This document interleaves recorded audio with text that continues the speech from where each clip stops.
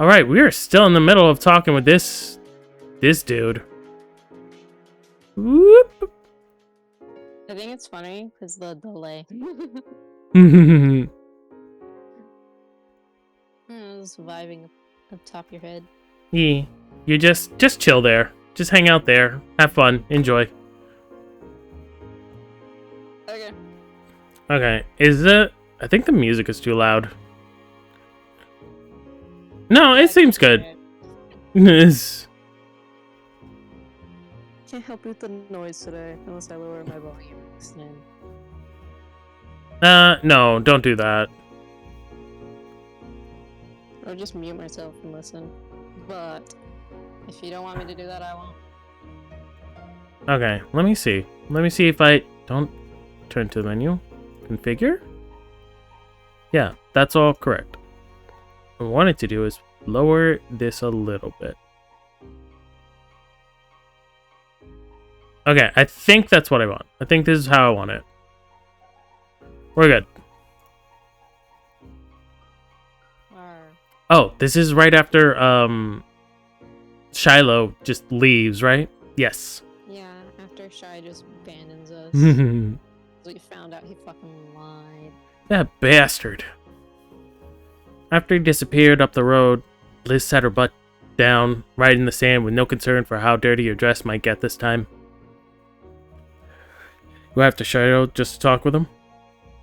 I don't know. I am curious about Shiloh, but... No, let's go talk to Shiloh. I really want to know what's going on with him. Watch Liz. I'll be back. What? You'll be fine. Y'all know each other. Y'all are good. You're just gonna leave this all to Cove? Yeah, Cove's got this. You didn't give it an explanation. You just shot out of the park after Shiloh. Caught up with him on your neighborhood street. Must have noticed your footsteps because he was standing still in the middle of the road, waiting. Couldn't read his expression, and he didn't say anything. I want to talk. He smiled while fiddling with the rim of his hat. We will, later. Thanks for trying. And that was it. He turned his back on you, continuing his walk of shame. You wanted to wait, like Liz asked. Even after all this time, you listened to her. There was nothing you could do. You left him there to rejoin the others at the park. Cove seemed concerned for you when you arrived, but you quickly reassured him when you sat down. He nodded and gave you space by your sister. She hadn't moved from where you had first left her. However, your presence caused her to stir. You can go. We're done. Cove shared an unsure look with you. She wanted to be alone. But this wasn't the time for that. We're not going anywhere. Accepting that you were going to be here for this, she let out a groan. At the same time, Liz pulled the sides of her hat down, gripping it tightly in frustration. Wait, so did Shiloh go back? Did he go back, or did he just keep on walking? Confused. He went back to our house. He went back to our house. Okay. Yeah, because Liz told him to just go back to her house until he can get picked up. Gotcha. Or like, take him back home or something. Okay. I completely forgot about that. Can't believe he pretended he didn't know us. Since when was Shiloh too good to catch up with acquaintances? It's infuriating. Am I an idiot for thinking we could talk? Aw.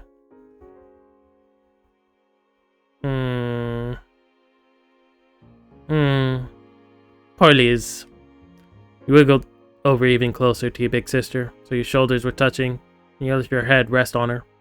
She kept her hat down. No, you're not an idiot. He's the idiot. Yeah. Child lied to us. Can we select all of these things? No, you're smart and talented and amazing, except that one. Everything except that one. You don't want to give in to her vanity. No. Child lied to us. It's not your fault. Seriously, he's a tool. I know. I shouldn't care. It doesn't matter if one person doesn't want to be my bestie. He's not the greatest man on earth. I'll be fine. How do you know? Maybe he lied because he is the greatest man on earth. and doesn't want you hanging around. But I brought him here all the way from the other side of the state. I don't even know why he did any of this. Liz finally removed her hands from the brim of her hat in order to rub at her temples instead. It blows. Cove snorted some nervous laughter at her unexpected phrasing. She didn't mind it. It's true. But you always have me. Mm-hmm. Say the word, not force the answers out of him. Yes, I do want to force the answers out of him. I want to know what happened. Please don't. You'll go to jail. Fine. Thank you. Thanks, baby kiddo. Baby kiddo? Don't call me baby kiddo. Oh, I hate that. She squished you tight and rocked you back and forth in a dramatic hug. You let out a Cove-like squeak. I love you. I need to change your volume. Because you only come up at the same volume as like the desktop audio. And you should be louder than that. No one can hear it. I mean, I could do that. I don't think I should, but I could. How do I fix it? How do I fix you? There's any fixing me. Oh, there's fixing you. I'll fix you all right. This. Because there was a... Yeah, control audio via OBS. Yeah. So where's the thing with you? Yeah. That's your... Ooh, what just happened? Here we go. This. Properties. Yeah, those are your properties. Where is your volume? Refresh? I don't know. Memo, say something! Oh, words. I don't know if that helped. Well, I don't know how that would have helped anyway. I just wanted to see if it was coming in. Never mind. We're just gotta keep moving. Just keep swimming.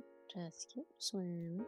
Alright. There's one easy way to fix this. Kicking me out? No, I'm not kicking you out. Just lower the game volume. Oh. And then we can raise the desktop audio. Oh my god, no cheap viewers. Please get out of here. I want the cheap viewers. Aw. Nope. Why not? Because no. That's why. That stinks. That's less fun, but okay. Well, cry me a river. Maybe I will. Okay. I won't care. Why don't you care when I cry you an entire river? Just sounds like a good, like, bit of decor for my cage, you know? A river running through it? How big is your cage? Not that big. Not that big, but you can fit a river. No, it'll be more like I'm on the bottom of the river.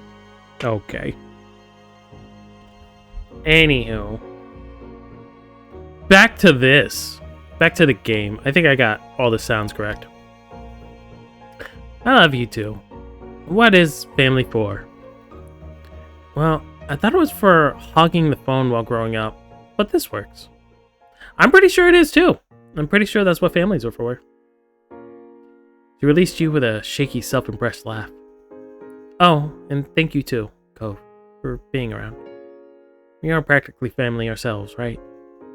She shot him a wry smile, and he chuckled bashfully. Yeah, no problem. Good, good. Liz rested her eyes after those last couple words. It eased your heart to see her feel better. Cove let out a soft sigh of relief. Hey. Cove then brought his face close to yours so he could speak in a whisper. Are you okay? I know Liz was his best friend, but you knew him, too. And you were there when he did his whole pretend improvisation act. I'm okay. I'm furious. I don't know how I feel. I'm not angry, but I am not sure how I feel. I don't like it, definitely. You hadn't cared before, but your feelings had become mixed. That makes sense. I feel like he doesn't deserve to be gone for 10 years and suddenly mess with everybody's emotions. Cove ended his checkup by reaching over to pat you on the shoulder reassuringly. Your longtime neighborhood group sat together quietly in the sand, just enjoying the feeling of familiarity and support. You weren't entirely sure how much time passed, but you were eventually caught off guard by a soft call in the distance. In unison, the three of you turned your heads to the sound, and there was standing at the edge of the playground was Shiloh himself. He waved. He moved in front of Liz protectively. Closer to Cove. He flipped him off. Maybe we should just flip him off. Nah. We'll go to Liz. He had finally thought it was going to get better. Now he had to reappear. Got a lot of nerve, Shiloh. It's a good thing your name is Fields, because I'm going to put you in the ground. What is that? What kind of insult is that? Oh, it's so lame. We're not saying that. I will. Oh, you should. I will punch you in the face. I will stab you in the neck with a knife.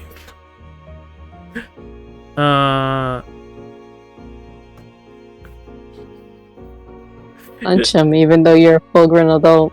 Yeah, I'm gonna punch you in the face, small child. You meant every word of that threat. What's that? I couldn't hear you from over there. Don't get up on my account. I'll come to you. I love how I probably just like whispered it. Punch you in the face. What? What was that? What were you saying? Let me come closer. No. You knew he heard what you said. Shiloh approached with easy strides, as if he had been welcomed. You were floored how much confidence or shamelessness the boy was apparently capable of now. Liz turned her face and refused to acknowledge what was happening. She might have been trying to think happy thoughts and wish Shiloh's presence away. Unfortunately, it didn't work. When Shiloh arrived, he plopped down onto his sand with the rest of you, his legs folded crisscross. Hi! Don't hi me. Leave. Seriously, get lost. I will, in just a minute. What do you want now? Well, I figured you'd want to talk to me after you'd had some space. I don't let you do that, even if you're gonna yell at me. Liz finally faced him to be free to snap at Shiloh with full force. And why in the world would you think that? Unfazed, Shiloh looked back at her softly. You haven't changed that much, Lizzie. You're the one who found me online when I brushed you off earlier this summer. When have you ever preferred leaving something unresolved in the end? You didn't even get a chance to make me explain why I did it. I bet you're dying to do that.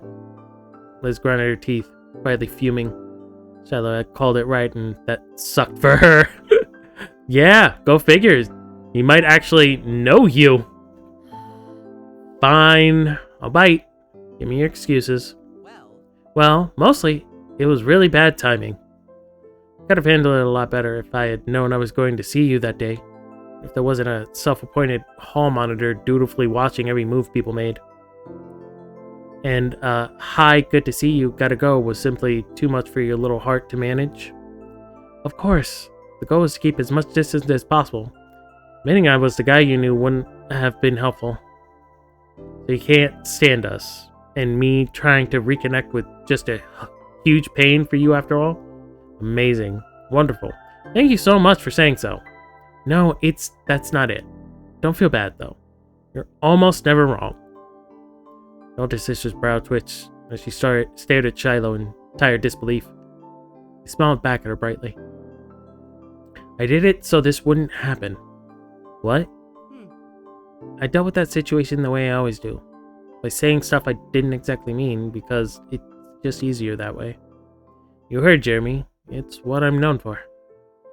Sure, right now you're mad that I pretended not to remember you, but if I hadn't done it, it would have been something else later on, and we'd have ended up here still. Liz's anger became more and more difficult for her to maintain. It was soon replaced with a sad confusion. I am also confused. How is this better? Then don't do that. Don't be like that. Why not be someone you're actually okay showing me? Shiloh chuckled uncomfortably and searched for a way to explain himself to his former idol. I wouldn't have made you sad if I could have avoided it. I mean that.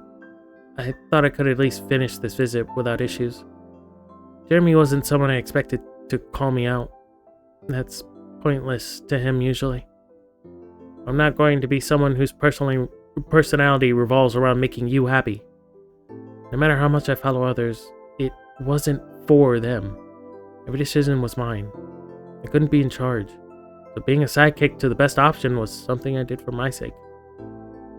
I chose to let people be the boss when it's what I needed, and I chose where to stop it. And the best I can do for you now is to spare you from dealing with it. Not as earnest as you are. Not as nice as you are. I was always like that, even as a kid. Back then, I wanted to fit in, even if it meant excluding someone else. If they were the odd one out, that'd mean I wasn't. Finding my place here got harder when Cove moved in. It's a good thing for everybody that I ended up moving myself soon after that. That's horrible. I knew it. I was sure you weren't being honest back then. Felt bad. What the fuck? Yeah. He did seem, I don't know, like he wasn't being authentic, right? At least I'm admitting it now. I knew that's essentially how you were back then. You were a scaredy cat who wanted someone to defend you. I simply imagined that in the past 10 years you grew out of that and learned how to speak to others like, I don't know, an actual grown-up human being. He's still a kid, though. Well, in my defense, I'm not an adult yet. I wouldn't be 18 until later this year in October. October 30th. You remembered. So did you, punk. Oh, so did you, punk. Shiloh chuckled self-consciously as Liz smirked at him. There was an affable moment before she became serious again. I liked you when you were kids. Oh, I liked you when we were kids. I wanted to know you now. That's what upset me the most. The idea that maybe you only wanted to be rid of your old friends. Oh, Lizzie. You're too good to need someone like me in your life. That's the truth. I'm not worth the effort. Except for with unusual people who have odd taste. And she straightened up and in the sand, brushing her dress back out. That's an incredibly annoying thing to say. It's insane. We only changed in stupid ways and stayed the same for the rest. That's fair. Is it? Means maybe I have an unusual taste. Could have stuffed Shiloh's entire hat into his mouth with how wide he opened it. Really? Well, as much as mother hen being compelled to look out for their chick, no matter how useless they are, it's unusual. I can't help it. You haven't changed that much after all either. You're still Shiloh. You're painfully still Shiloh. You're welcome. I brought you here and I'm not gonna abandon you. It has to be someone's job to look out for and keep an eye on you. With her surety? With her Shuri returning, she pulled herself up off the ground and glowered down at Shat. What the hell does that mean? What does glowered mean? Glowered down at Shiloh with her arms folded. Now, I do want an apology for everything done behind our backs, when you could have opened with all that you just said.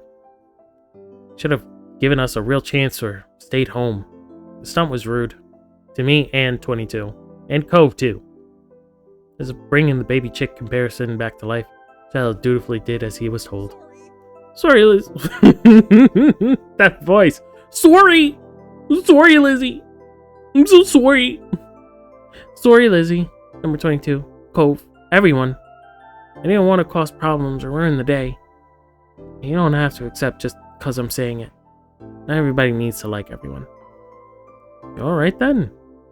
You were kind of mean sometimes when we were kids, but I wasn't very nice to you either. All this recent stuff isn't really something to make about me, so I'm not gonna hold on to it. I mean, as long as you're not gonna keep upsetting people from now on. Thanks, Cove. I'll avoid doing that in the future. He then changed his focus to you. His expression was curious. He wanted to know where your feelings landed on this. On him. Planning to have a good time with us today? Were you? Huh? Were you? No. It really was great to come back to the old neighborhood and see you three. I only guessed it would end badly, so I tried not to get into the situation in the first place. Number 22. Do you want to stay for what's left of the evening? You don't have to. As you got to your feet, you thought about it. You did, and there was a reason for it. I still like Shiloh. If Liz is looking out for Shiloh, someone has to look out for her. I'm interested. I'll say that. I'll say I am interested in what happens next. Slight grin went across your face. Shiloh looked at you for a moment, and you thought you caught a mischievous glint in there. Shiloh jumped to his feet, straining his cap on the landing. Lynn would be so proud. You didn't all leave. Lynn would be so proud. Good for them. Who the hell is Lynn? Does anyone remember who Lynn is? I don't know. I have no idea. Cove I don't rose remember as any well, Lyns. but with a groan.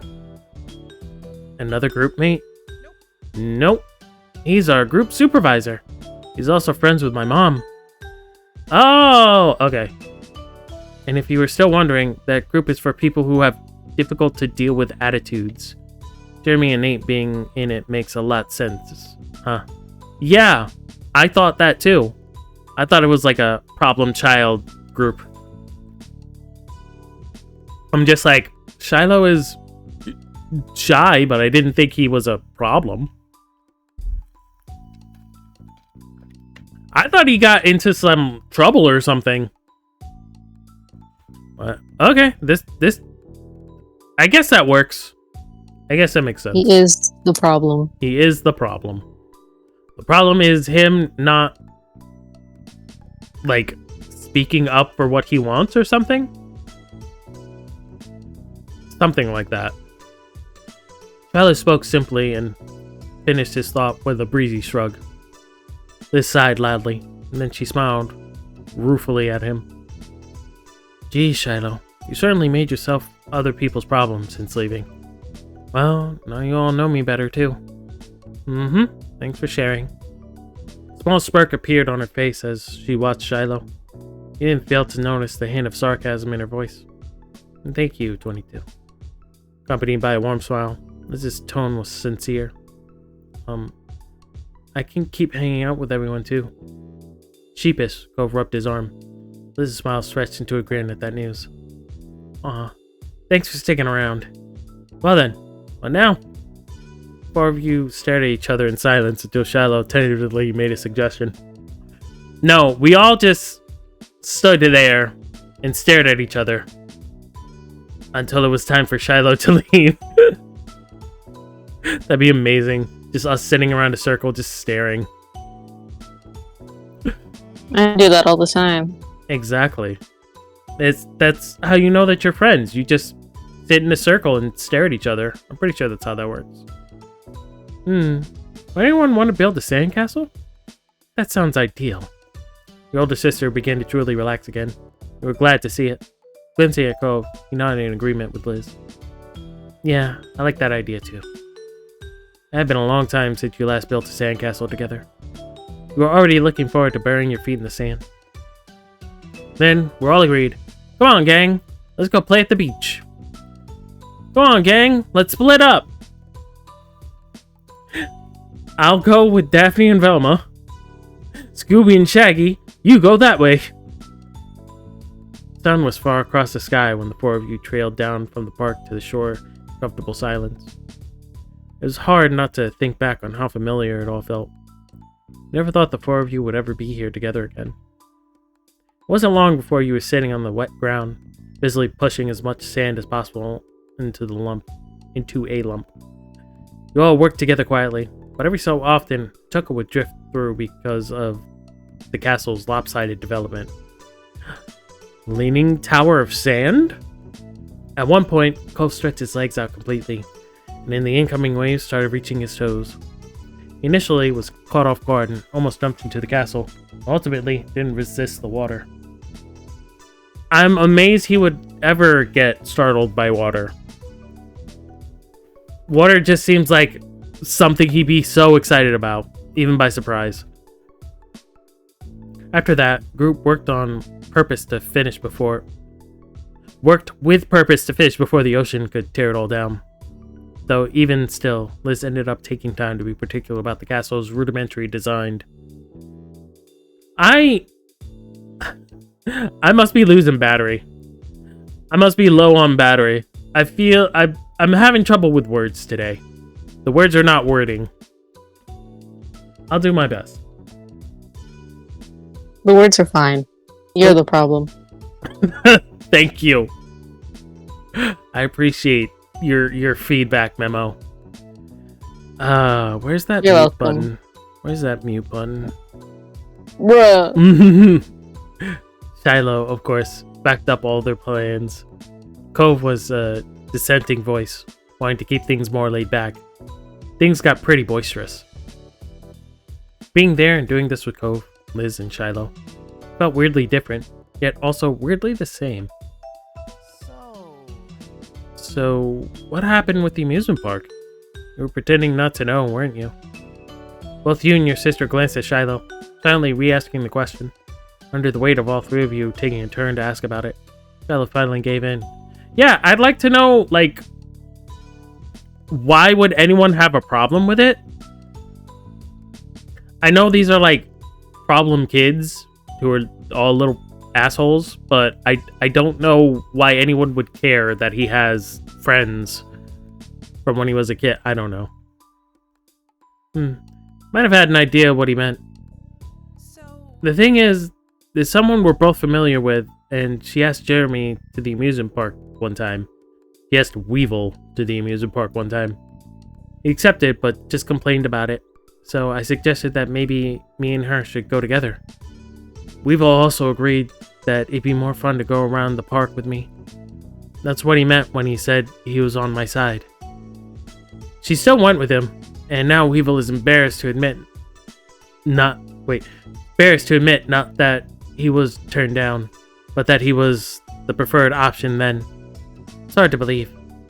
Anyway, Weevil could think that I'm mad I got passed over, but it doesn't matter if she said yes or no. All that counts is if she knows I'm totally there when she needs it. And she does. I'm confused about what the hell they're talking about. So, they know someone that we also know? Some girl that went to the amusement park with him, but he wanted to go with Weevil? I'm so confused. Did Weevil ask her out on a date? I'm so confused. I think the girl asked Weevil, but Weevil was uncomfortable. So Shiloh asked her to go with her instead. But she rejected Shiloh. Okay. And then went with Weevil? This is such a weird dynamic. I don't know what's going on. All I know is that Shiloh didn't go. Okay. Yeah, this is a group of little misfit don't know what the hell they're doing, don't know how to interact with people group. Aha. Sure, Shiloh. You're so reliable. I know, right? Okay. Thanks for telling us. You're welcome. You're welcome. Smiling to yourself, you watched the three of them absorbed in the moment. It was nice. I hoped everyone else was having just as much fun. It was sort of incredible that you were able to have another evening like this in your life. The feeling of odd serendipity wasn't only with Shiloh. You had also gotten a sort of closure with the old villain of that one summer long ago. Yeah, 2 birds with 1 stone. Just like old times, the 4 of you stayed on the beach until night fell, and the moon was high in the sky. Then the time had come to say goodbye. Shiloh needed to get back to his mom, and back to where his life truly was now. Before leaving the beach, Shiloh pulled you aside and gave you his number just in case you wanted to keep in touch. Liz already had it, so he wanted to give it to you personally. You weren't expecting that, but it was comforting to know that this didn't have to be a permanent goodbye. The 4 of you walked up to the neighborhood street as one, tired smiles covering the familiar faces around you. The wind gently blew by, sand dragged behind you, and a hard-to-grasp feeling of contentment carried you through to the end of this road. It was a good night. After that, Shiloh disappeared from Sunset Bird once again. Though this time it wasn't heartbreaking or hard to understand. This time, it was just another part of life. And it helped that Liz had her own phone and laptop, could easily check on him time to time. That was nice too. Yes, we got to get some closer with Shiloh. Figure out he's a problem child and he needs to get his ass kicked. You know, it happens. Alright, I want to go with Hang because they have crepes and that sounds delicious. Oh, I thought that was a pie. I'm pretty sure that is a crepe. Yes, that's a crepe. Because this is like the wrapper. Oh. Yeah. Give me crepe. You want crepe? I'll give you Yes. crepe. You want the memo? Want the crepe? You get the crepe. We get you the crepe.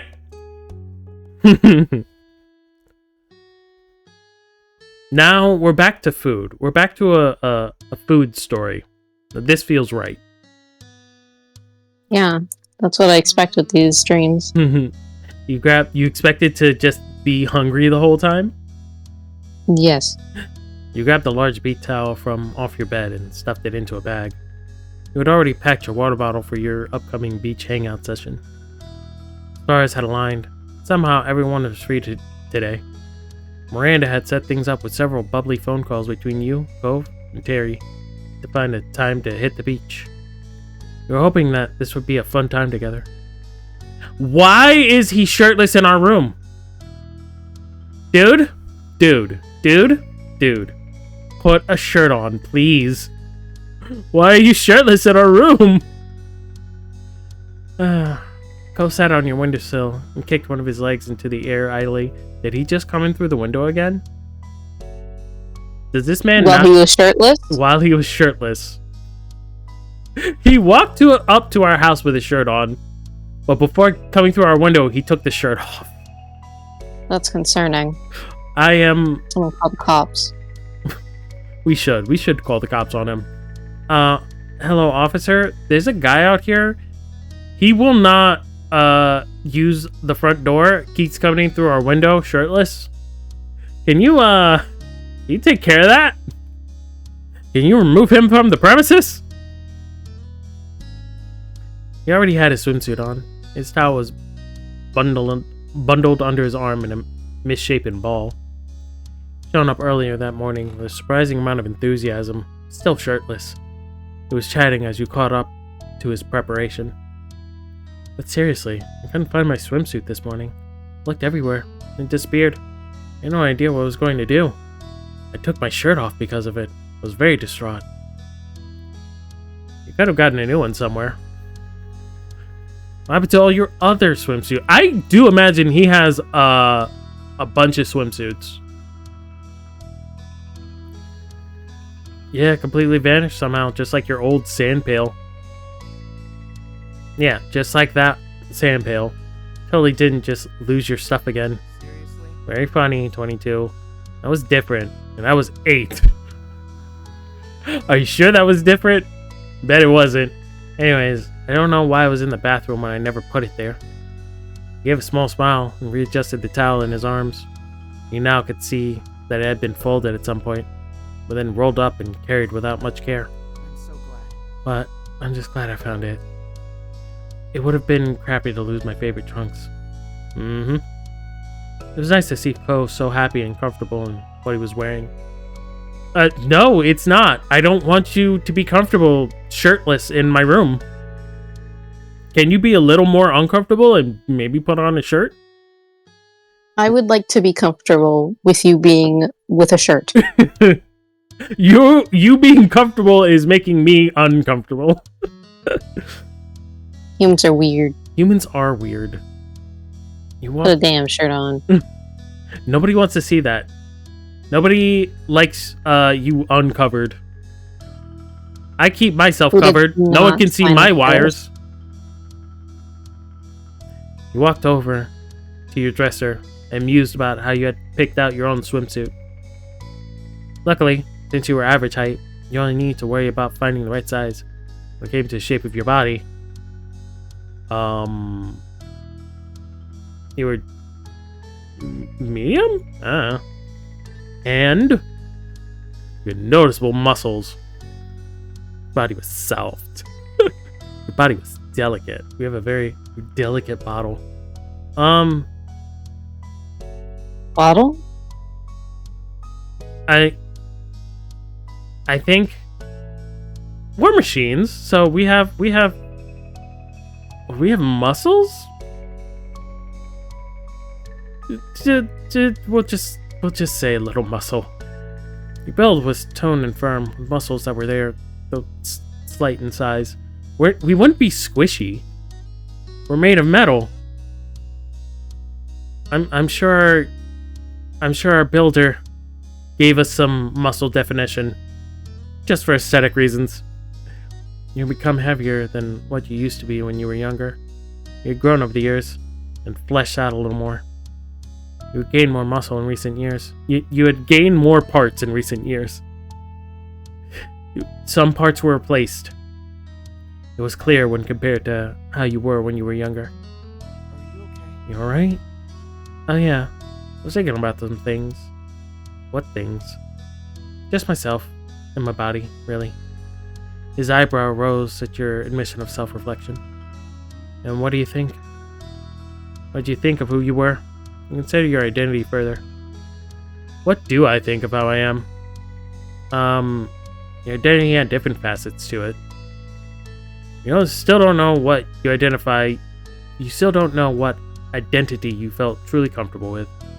My identity is a calculator. I feel like a calculator. I'm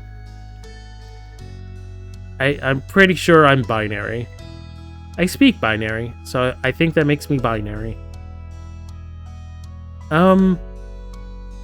Identity had different facets to it? Yeah, we'll go with that. It was more than a single binary choice you made, but you were you, and that was what mattered. And you had a naturally flat chest. It's the way you wanted it to be? You left it like that, but we're considering options for it. No. That's Nah, the way get you wanted it to be. Can we install some tits, please? I feel uncomfortable. I just need you to screw on some boobs. You ever wanted to have screw-on boobs so you can take them off before bed? People had a lot of their identity wrapped up in their physical form, shaped their self-image. You were confident in yours. I am comfortable in my body. Your body was you, and it was a good one that you felt content in. Yes, our metal body. We're very content in our metal body. I like my metal body. It's wonderful. You pretty much always felt good in your body. It was that way through your main growing years. Now that you were an adult, you didn't see that changing anytime soon. Focused on Cove again, smiled at you and tilted his head. Question still in his eyes. He was waiting for you to come to an answer. Before you could, you had something to say to him. Put on a shirt. That is what I have to say to you. Put on a goddamn shirt. I guess I'll ask, what do you think about me? About how I look, I mean. Cove smirked a little, his eyes taking you in easy. Fishing for compliments, 22? You look great. Everyone knows that. Including you, by the way. Unless that's changed. Pouted. I didn't want a compliment. I was just asking. I was just asking, guys. I was just asking God. Fishing for compliments. It's not like I wanted you to compliment me or anything, but baka. So what if I wanted you to compliment me? You still should. Yeah, you should. I'm awesome. You should be complimenting me. I'm waiting. I said you look great. Cove shook his head. His hand went up to try to unsubtly cover his smile. I was kind of worried you were so in your own head because something was wrong. Guess not. I'm glad. Hey. Hey, 22. Cove gave a bent smile, pointing to your arms. You're looking particularly toned today. He answered, not with words, but a solid okay sign, with both hands in the same cheeky smile. The hell does that mean, sir? Who does that? You're looking very okay right now. Your body is looking super okay. What the hell does that mean, sir? You were a little taken aback. It came out of nowhere. You glanced at yourself. I think that means bad. Your body's okay. It means it's okay. You like that? Yeah. Started to flex and show off jokingly. Stood there, stunned. Okay. None of those last three options. Sure, I'll show off. Here, enjoy that. Pose dramatically. Showed off your guns. Just showing off the guns. Watch out. You might get hurt from these guns, bro. Welcome to the gun show. First the right, then the left. You then flex both of your arms and widen your stance in a stereotypical strong pose. Cracked a huge smile. I'm 22. It's too much for me to witness. What do you mean? You don't like guns, bro? You don't like the gun show we got for you? Oh my goodness. Wait, did I miss something? Ah, no. Cove hopped up from his seat and fluttered his hands in front of you, gesturing for the display to stop, laughing the whole while. He gave a poor guy a break and put the goods back down. He exaggeratedly wiped his brow and let himself fall back into place in the windowsill. Finally, felt that it was enough of that topic for one day. You went back to your original goal before you got sidetracked. You need to pick what you wanted to wear to the beach. A one-piece swimsuit. To wear a two-piece bikini? No. Decided to wear a Speedo with a top. Without a top. Sure, let's just go in just Speedo. You wanted to wear your wetsuit. Yes. We need the wetsuit. That's better. Please. Cover up as much as possible, please. Well, you dug around in your drawers. You tried to think of where anything else you were missing. Sunglasses, a hat, a shawl. Wait. Goggles. Grabbed a full swimsuit cover-up to wear as well. Sure, whole cover-up. Can we cover ourselves up even more? That'd be great. It'd be great if we could just cover ourselves even more than we already do. With that taken care of, you held your outfit together and looked to Cove. Hi, are you working? He was tapping his toes on the side of the wall as he waited.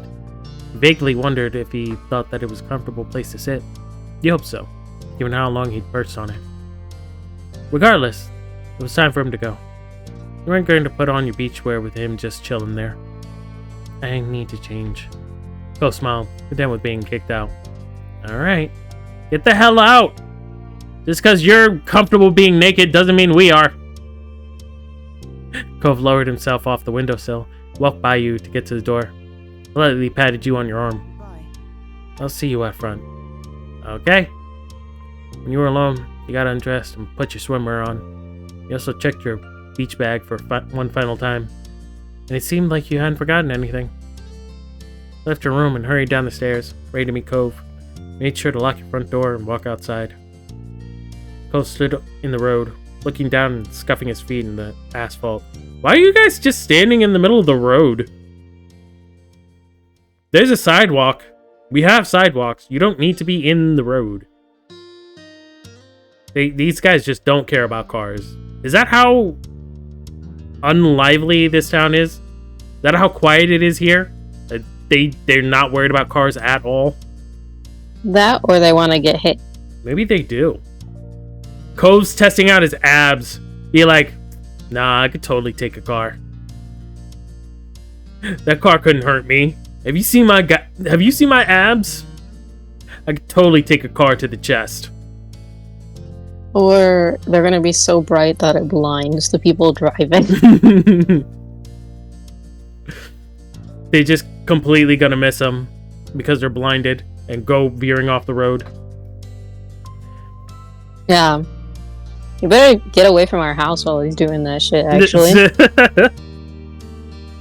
The safest place to be is behind Cove. When you shut your heavy door, he looked up at you and smiled. Hey. Hi. Miranda and Terry are gonna be here not too long. Terry even texted me earlier saying she was mostly on schedule. Well, Why don't we just head to the beach and wait for them there? We're both ready. Sounded like a good idea to you. Said as much. And Cove shot off with a quick text telling the two of them where you'd be. Cove gave you a thumbs up after the message sent. It was a familiar path to walk. It wasn't long until you reached the shore. Cove laid out his towel in the warm sand. You set up your stuff beside him, looked out into the ocean. The rolling swells hit the shore rhythmically. You all had lucked out. It was a beautiful day. The sky was clear, and the waves were good. It was a balmy summer. Hi, Skylar. Welcome to this morning stream. Listen, Hi, Sky. it's morning somewhere. Somewhere is the morning. And also, say hello to the memo. Memo? Yes, I have a body now. Yes, the memo has a body. We made the memo a body. They were just disembodied voice before. They were just a disembodied voice floating around. Now we gave them a body. Rude. It was a balmy summer. It was a balmy summer day, but with that pleasant breeze to keep things comfortable, essentially it was perfect. You feel like heading into the water? Maybe just walk down the shore? Or would you want to do something here? The water sounds good. Plan to just get some sun? Yeah, let's go to the water. Sure, why not? This is what I'm here for anyway. I have a whole ass wetsuit. Let's go into the water. By wetsuit, it's a full diver's uniform. It's a full diving suit. We just have a full-on diving suit on. Cove nodded, accepting of the plan. Kicked some sand off his towel absentmindedly. Yeah, sounds nice. Took a deep breath and tasted the relaxing, salty air. Cove caught your eye and gave you a small smile. Chatted a little before comfortable quiet settled over the two of you. Intent to watch the waves as you waited for the others. Wouldn't want the metal body exposed. Exactly. Listen, we're water resistant up to 50 feet. But I'm not trying to test that. We're gonna keep the water off of this body. Off of our perfectly sculpted, shaped, perfectly assembled body. You wouldn't want the body exposed to Cove. No. Cove is bad. Listen, Cove could take a car to the chest with all those muscles. We can't have him ruining us. Can't have him ruining our body either. Luckily, it didn't take long until you heard shouts. Turned your head to see both Miranda and Terry running straight for you. Miranda was faster, making leaps and bounds across the sand.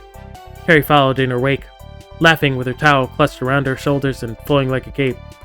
Actually, I'm surprised Miranda's faster. Isn't Terry like twice her height? I could have sworn she's like super tall with long ass legs. Miranda started making her jumps more theatric and more precarious as she got closer. Cove waved them on with a bright grin. Shouted a greeting. Cheered at their antics. You laughed. Yeah, they're amusing. They amuse me. They always found a way to make such a memorable entrance. The two officially arrived at Cove's and your setup, looking completely ready for an ocean adventure. They were already in their swimwear, and were raring to go. Oh, Terry has a swimsuit like us. Little people be fast. Yeah, well. They've been training to keep up with everyone for their entire lives. All little people get Olympic level training. Why trying are you to so keep slow, up. 22? How dare? And I am not slow. How dare? Why aren't you faster, huh? I have a tiny body. You don't even have legs. Exactly. Exactly. Nah. You know what? You want small? I'll give you small. There. There you go, tiny. Well, this is fine. Is it? Is it fine? Is that fine? You good with that? That works for you? Yeah. Okay. You have fun there. You have fun there, little tiny bot. I'm itty bitty. Look at the itty bitty memo. Okay. Where the hell was I? What was I saying?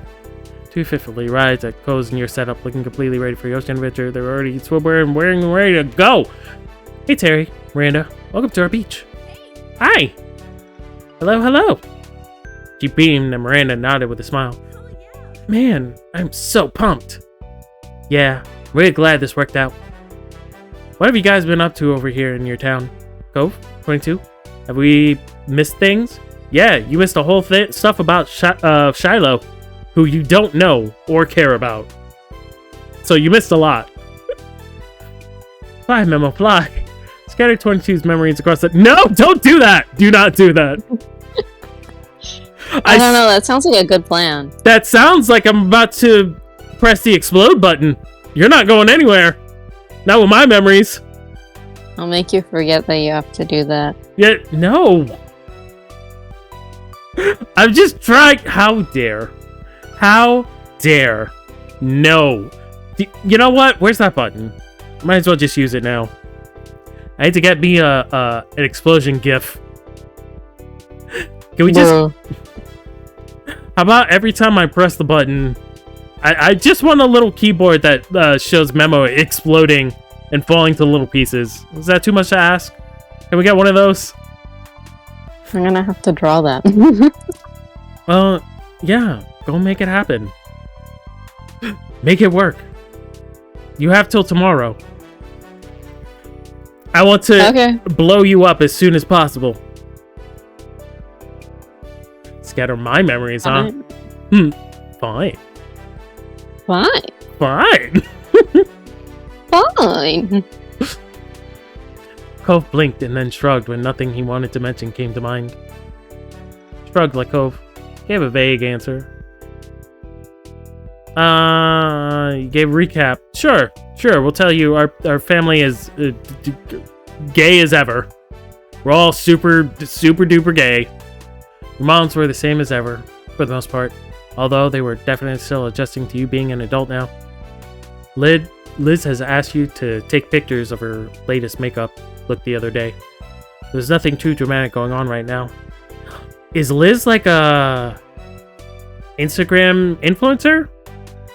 Like, does makeup and puts it on social media? Because why else is she asking us to take pictures of her makeup? She looks pretty. Why can't she take her own pictures then? Who knows, maybe it's full-on photo shoot. Yeah. She wants a whole photo shoot. Yeah, she is that vain, isn't she? To inspire you. Inspire me. I think she wants me to get into makeup too. She wants me... Actually, we are to not use Sharpies. Hey! I love my Sharpie makeup. It makes me look great. I don't know what you're talking about. Oh, we can't use other makeup. Doesn't work. Huh. Terry nodded along and mentioned a couple things about her own parents. Miranda brought up her family and shared some of the wild things her older brother had done. Terry then started talking about her morning and how she'd almost overslept because she had stayed up too late last night. She bounced at her feet as she spoke. But don't worry about me being tired today. You know, I ran on less back during school. Miranda, she's had a Red Bull and a coffee and 3 hours of sleep. She's rip-roaring and ready to go. She's ready to fight God. Miranda filled in the group about her morning. Apparently, everything had gone smoothly. Met up with Terry on the way here and knew the rest. Cove offered a suggestion to the girls.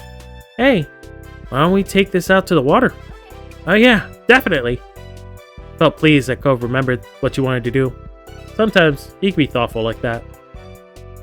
Terry threw her stuff down on the sand, started running for the waves. Miranda was more careful, setting down her things, and waited for you and Cove. Cove tilted his shoulder to gesture over to the ocean. I've been looking forward to this. The three of you made your way down to the shoreline together. Miranda cartwheeled, and Terry clapped. Oh my god, they are so energetic. These kids. Actually, are they adults too? Because we're barely an adult. So, they're in our class, right? Miranda's in our class. I know that much.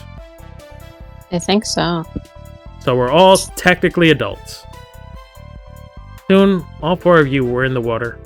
Cole swam out the furthest, while Terry instigated a splash fight. There was rarely a quiet moment where someone wasn't laughing.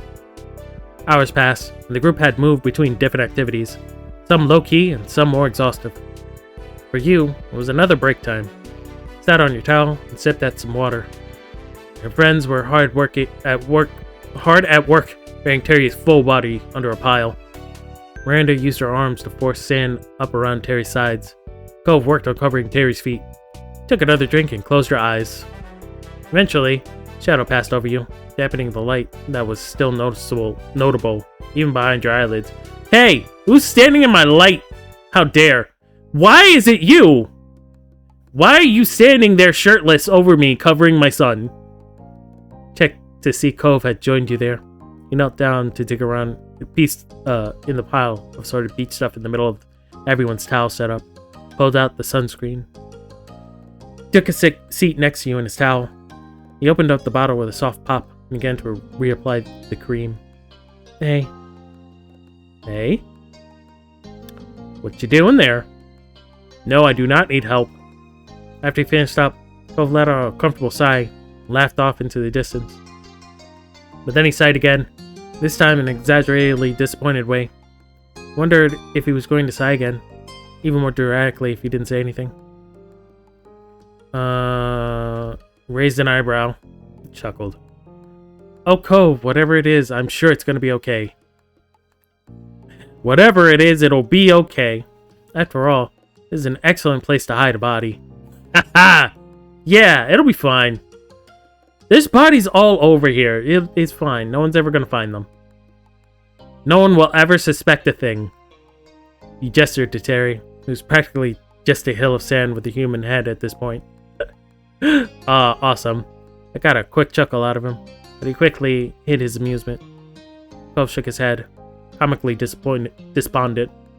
His frown didn't match the sparkle in his eyes. Don't worry about it. I'm just becoming another jaded adult, that's all. Really? At 18? Doesn't that happen in like your late 20s, early 30s? I'm pretty sure that's when you finally become jaded. Now you're really confused. Waiting for him to continue. His next sigh did not disappoint. It was the most ridiculously sad sigh you'd ever heard. Sigh. Then he smiled a little. Mermaids aren't real. What? What are you telling me right now? Don't lie to me. I know they're real. I've seen them. I saw one, I swear. That had not been what you were expecting, he continued. You know how much I liked mermaids as a kid? Well, merfolk as a whole. I really hoped that they were out there. I wanted to marry one. I wanted to... Did we know that? I think it was vaguely mentioned once.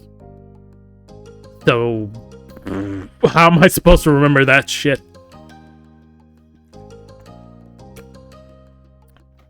I mean, the ocean's a big place, right? It could be somewhere. But the older I got, the more I had to accept it. They were just a fairy tale. He jerks his head over to the waterline and the rolling waves. They crashed against the shore and then drew back. This is a perfect beach for them. It's pretty and vast and never too crowded. If merfolk did exist, we definitely would have met one by now. Or at least we would have heard of someone else seeing one. But nothing. I seen one! I swear I did! I swear I saw them on this very beach. He acted as though that result was a true bafflement. He let his head hang. I gotta let the dream go. Burst into laughter. It's hardly proof. It's not like this is the only beach in the world. Exactly! Pretended to be shocked and disappointed. No! Say it isn't so! What? Mermaids aren't real? Why would you tell me this? You're a liar!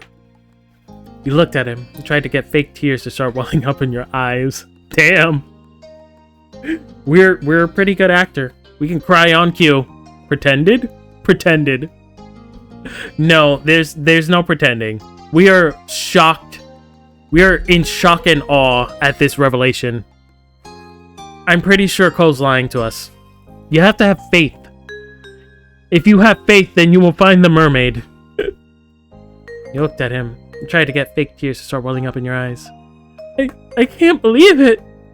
Cove chuckled a little to himself, eyes tilted off to the sea, face still low. Maybe it's for the best. Let's say a merperson did happen to wash up on shore one day. He looked at you with a faux, doleful expression. I could have lost my best friend to their magical underwater world. Oh yeah, I'd totally go live under the sea with the merfolk. No, I'm not staying with you if there are mer people. That's not happening. Go with the mer person. Only if you come with us. Ew. No, I'm going with the mer people. I'm leaving everyone behind. Ghost smirked triumphantly. I knew it, but I can't blame you. A beautiful, kind mer person like somebody, I'm pretty positive that the sensible response isn't to turn around and say, no thanks. I'm gonna stay on land with the normal guy. No? You want me to stay with normal men here? You want me to stay here with the fucking normie? No. I'm going with the fish people. Are you warning me that you'd leave if you got that kind of offer? Why are you so sure I'd have to make that call? It's all hypothetical. Why not have you be the mer person? No, thank you. Actually, Cove would make a great mer person. So why not? I think he is one. He might be. Cove, we need to get him back into the water. Go back to the water. That's why his mom is in the city. Go home. He's hiding from the sea. They just couldn't get it together. They had to be near the ocean. His dad is a mer person? No, we're not doing roleplay with Cove. No, I refuse. I don't want that. Let's get to be a mer creature, and I'd invite you in the underwater world. Nah. I think he'd leave. He would definitely leave if he got that offer.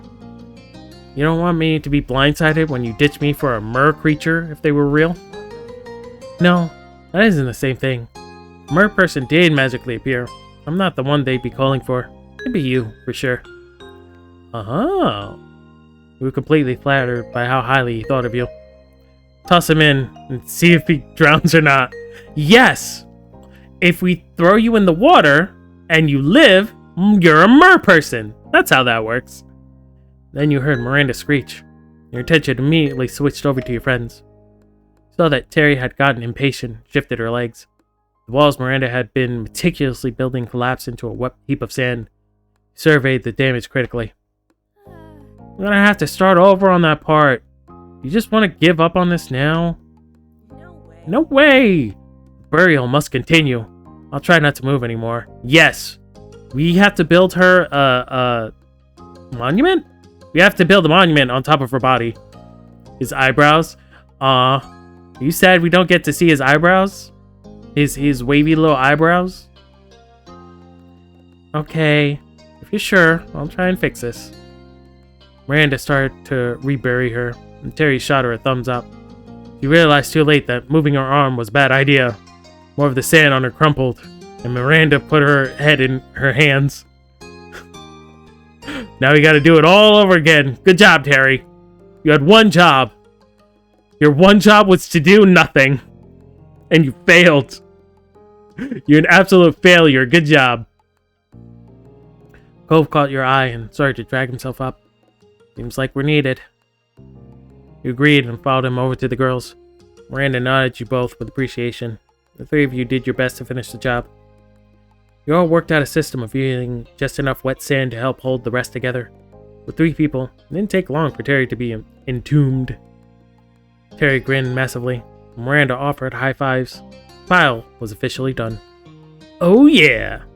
Resembling the Kool-Aid Man, she kicked herself out of the ground with a gusto. Sand went flying in all directions. Terry's shaped an imprint was left behind. Oh yeah!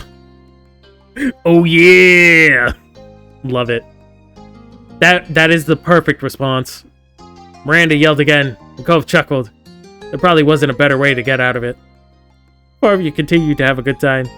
Went on a shell hunt. Miranda managed to find the biggest, whilst you found the most colorful. Cove caught a tiny crab. You did a bit of everything. Show it to me. Build a sandcastle on top of you? Yes. Okay. But you're not breaking out of that one. You are truly getting entombed. You are going to be under the ground. That's my new home. Aw. I'll put the cage down there for you. I'll build the sandcastle on top of your cage. How's that sound? Perfect. You did a bit of everything. There were impromptu games to just soaking up each other's company. However, after a while, you all had ran out of water. Drinkable water anyway. It was decided that you'd head to you or Cove's house. Humans, just go drink the salt water. Just go drink the ocean water, you'll be fine. I'm pretty sure you can just pump out all the sodium. You can just pump out all the sea salt, you'll be fine. Things were gathered and you started to cheerfully walk up the road. What next? I don't have anywhere to go, so I could be wherever. Needs drinking water when you're a merman. Exactly, Cove's fine. I've never seen Cove drink fresh water. He's clearly a saltwater fish. Same. I guess that we can keep hanging out? Terry snorted and readjusted her grip on her thighs. On her things. Not her thighs. She's not gripping her thighs. Don't sound too sure there, Cove. By this point, you could see your house. It hadn't taken you long to make the trip. The conversation continued with everyone throwing out suggestions. Are people hungry? He looked from face to face in inspection. Cove and Miranda shrugged in concert. No one was overtly opposed to it. However, we weren't really starving. It wasn't quite a mealtime. We could get dessert. Miranda put a finger to her lip and thought. With a smile, her voice became more confident. Oh my god, are we finally gonna get those crepes? You're a little hungry? Yes! That is how this game is supposed to be played. Everyone witnessing this game should be a little hungry at all times. That is the only correct way to play this game. And finally, we're going to get to our crepes. Yeah, that would be fun. Terry considered it, and shot Miranda a thumbs up. Sure. Sounds great to me. I could definitely go for that. I think that's a good idea. But there's nothing sweet at my house. Your friends glanced at Cove and his place. Shook his head immediately. Sorry. What's to eat? Croissant? Should we get some croissant? Croissant? That doesn't have anything good either. I mean, unless you want a dessert-flavored protein shakes. Ew, no. Yeah, that sounds... Actually, no. That doesn't sound super bad. Not for Sif. No, Sif does not like... Sif is having a bad enough day. The day that never ends. Sif is having a bad enough day that never ends. No more croissant. Yo, imagine that's what the whole game is about. It's about getting Sif getting over their fear of croissants. The way to make the loop stop is to eat a croissant. That would be wild. That would have been over. Would have been over forever ago. Let's make it worse. How can we make it any worse? Sif has lost their mind. Sif is done. Ew, no. Got in, held her hands up as if trying to ward off something evil. Cove smirked. Not bad. Power of Christ compels you. It's not that bad. Nope. Actually, I've had some pretty good sweet protein shakes. Like vanilla and chocolate are pretty good. Birthday cake's not bad. Anything with peanut butter, very good. Bruh, Croissant-shaped sadness. They be done. Forget the king. That's the real end boss for Sif. Want me to fight a sadness made out of a croissant? I can't. I'm not getting near the damn thing. I gotta vanish. You're vanishing? Okay. Go vanish into the night. I'll catch you later. Or I'll catch you in chat. Whichever you do. I'll be in chat. Okay. Have fun.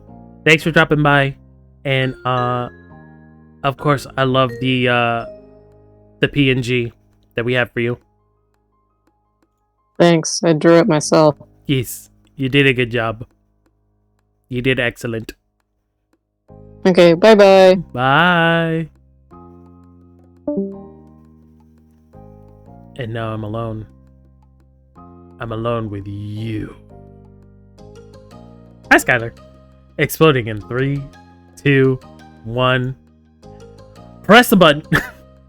It's fine. We'll just build a new body next stream. I love thinking that we just have a bunch of different bodies. And every time Memo leaves, I just explode one of the bodies. And they'll just come back the next stream in a different body. Perfect. Not exploding, luckily. Oh! I'm sorry. I need to get that button fixed. I didn't press the button. I don't know what you're talking about. Memo will love drawing all of them. Yes, you have to draw them all separately. Every time. Ah. Okay, where were we? I already have many drawn. You do have many drawn. There were many different prototypes? Yes, there were many different Memo prototypes. This is the final drawing we went with. And I like the results. Okay, back to this. Well, must be some kind of sweet shop around here. Let's look it up. Terry nodded. Sorry to dig around in her bag. Like the way you think. Terry continued to rummage in her bag and grew increasingly frustrated. Puffed out her cheeks and knelt down, setting the bag on the ground. With both hands free, he was finally able to fish out her phone. He raised it up in triumph for a brief moment of celebration. I'll search for something good. Harry got back to her feet, hefting the bag over one arm, tapping away at her screen in the other. But she assessed Cove from top to bottom, just to have the explosion part drawn. We have to find an explosion gif. Put the explosion gif over the memo every time they leave. No shirt, no shoes, no service. Cove glanced down at his bare chest and feet. Having not even registered it prior, he chuckled a little. Yeah, man, go put some clothes on, please. Please, my guy. I'll grab something. Cove moved over to his house. You looked towards yours. Decided to change as well. You wait outside with the girls. Yeah, we're fine. I'm sure they're fine with a full-on diving suit. Put on a shirt, man. You watched Cove disappear into his house. Terry was deep in the midst of scrolling through food options. You shuffled over to where you could see. Miranda did the same. There's ice cream. People love ice cream, especially around here. I don't really feel like ice cream. I forgot I'm still in the Discord call. Shut up, Clyde. Oh, it already disconnected. Okay, we're good. Slippers don't count as shoes? I beg to differ. I bet they do. Slippers count as shoes. I don't really feel like ice cream. Cool, because I don't either. Isn't it hot out? How do you not have ice cream on a hot day? She flicked her finger up, and another ice cream place showed up. Melty Moo Moo's frozen treats with an unfortunate cartoon mascot. I like ice cream, it's just not for today. There has to be something else. Thought on it, and Terry kept scrolling. You heard a door open. Cove reappeared. You were about to be surprised at how quick he was, but then noticed he'd just thrown on a t-shirt over his swim trunks and slipped a pair of sandals on. Of course. Hey. Everyone else exchanged their respective greetings and then looked back at Terry's phone. Terry scrolled further, then made an interesting exclamation. Oh, what about this place? They sell crepes. That's something you don't see every day. Look how fancy they are. You shoved her phone into your face. It seemed like a cute shop. It didn't show any pictures of the actual building, but the food seemed good. It was one of those places that put a lot of effort into presentation, with branded wrapping for the crepes, and well-applied toppings. Huh. Weird. Never heard of it. I haven't either. Mysterious. But crepes are good. She nodded her approval as Terry admired more of the photos. Did he walk home barefoot? Yup. He walked there barefoot. He walked home barefoot. I assume we're not that far from the beach, but still.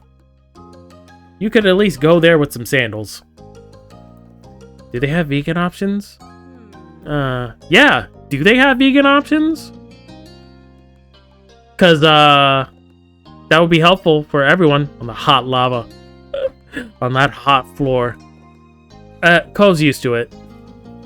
Cove's got, those hot feet. Terry found the actual menu and started skimming through it. Aha! Put her finger on the promising bolded heading labeled vegan options. Smiled. They do. Miranda smiled at you warmly. And Cove caught your eye. Sweet! I'm getting the vegan one. I'd go. It's not too far, but we could drive.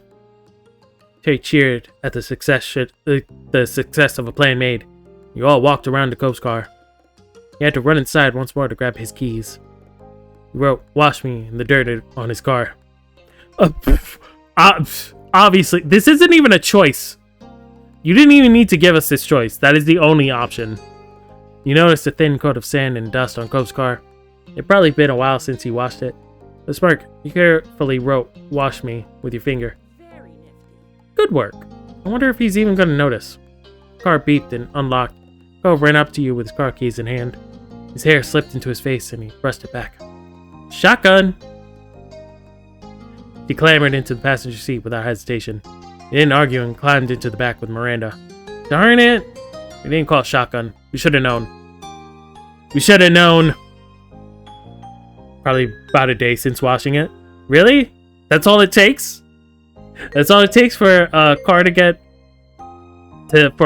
dirty? 1 day? Just gets dusty quickly. It's all the sand. It gets very sandy. Clambered onto the passenger seat without hesitation. He didn't argue. He climbed into the back with Miranda. What's there to argue? She called shotgun. It's beach country. Yeah, I get it. But yeah, she called shotgun. There's nothing to argue. Whoever says it first, they get it. There is no arguing. That is the argument. Or it's a lot of pollen. Just a lot of pollen. Wait, it's a beach town. Where's all the pollen coming? No, there's trees. There's plenty of trees. He parks under a tree. That's what's up. His parking lot is right under the tree. That's why. That's why it gets dirty every day. He has to wash his car every day. Terry activated the directions on her phone map and acted as their navigator, directing Cove to the grapes. The GPS tried to get Cove to turn into a non-existent road once, and wanted him to do a U-turn instead of just using a left turn. But with Terry looking at the actual path, it went smooth enough. We were led to a small stall in a parking lot rather than a full building. Sit in the back, kick the front seat. I would. You're sitting next to my friend. I want a shotgun. How could you? That explained why there hadn't been pictures of the crepery's interior, and why it was new to you despite living in this town your entire life. It was a completely new structure that popped up recently. A new thing? In this town? I don't believe it. I don't believe it. Nothing here hasn't been here for like the past 30 years. You can't just have new stuff here. Yes, it is a sin. It is a sin for anything new to happen here. Pop-up crepes. It was a window you could walk up to, and one for cars to drive up to. Cove parked with a laugh. It will fail quickly. New? No. We must destroy it. Shut it down. Shut it down. I don't think I need to put a shirt on for this, but I still want to try it. Let's go. Do you not trust us to stay in your car? Wait. Yeah, I saw that. I thought I missed something. He gestured to the drive-thru option. Cole shook his head with a snort. I trust some people here, maybe. But wouldn't it be more fun to actually check it out? I mean, yeah, it's the first time we've been here. Even though it's probably cold inside. And we're all wet. Nah, it's fine. Everyone acknowledged this point and piled out. Terry tried to tease Cove a little, but Miranda started talking about the last time she had crepes. Apparently, they'd been in a dessert explosion, topped with multiple sauces, powdered sugar, what Miranda was pretty sure had to be cake icing. Ew. I don't actually like cake icing. Does anyone actually like cake icing? Stick memo in there and explode. I believe that's called a terrorism, Skylar. I believe that's Give me all the crepes! Give me all the crepes with all the toppings! Hurry up! This memo is set to self-destruct. You like cream cheese ice cream? That one's fine. Predicted the explosion. Yes, you did. You called it. Good job. I don't like cake icing. It's just, I don't know. I think it's because they always pile it on. It's like way too much. Maybe if it's just a light layer, I'd be good with it, but like they always put too much and I hate it. That's sweet. Literally, it was so good. But I regretted it so much. I couldn't finish it and I really tried. You can do it this time, Randy. Randy? Oh, Miranda. Got it. Sometimes I'm slow, guys. There was some laughs. When you got up to the menu, realized that there were more than just grapes. You're gonna eat the icing? You're gonna eat all the icing off my crepe? Thank you, Memo. I appreciate that. Memo just licks my cake. There were definitely crepes. many crepes. However, the stall also had a lot of different drinks as well. Teas, smoothies, milkshakes. There were so many boys here. There were so many boys in this yard. I think it might have something to do with the milkshakes. Jackpot! She grinned and held out her fist for a fist bump. Miranda high-fived it. Oh, you absolute dorks. Good job. Two stared at the awkward, vaguely turkey-shaped hand configuration they had made and then slowly put their hands down. They were totally defeated. They tried their best. So out of sync. Cove's mouth twitched in a smile. He stepped up to order first and glanced back at the menu. Obviously I'm getting a crepe. Get me a crop. Get me a crepe. I'd like a crepe, please. There was a woman who looked a little older than you, taking the orders. Smiled back at you, ready to hear the specifics of your purchase. Don't smile at me. You don't know me. I need service with a frown, please. For the crepe itself you wanted. Green tea. Green tea is a good one. For the filling and toppings you picked. Whipped cream, condensed milk, cream cheese, chocolate chips, chocolate syrup, caramel syrup, powdered sugar, strawberries, mango slices, mixed berries, banana slices. And that was all. They gotta look miserable for you. Exactly. No one can be happy while taking my order. It's not allowed. You must look like you hate your life whenever I approach. You paid and stepped aside to let your friends order. Cove got a lemon crepe with powdered sugar on top and mixed berries.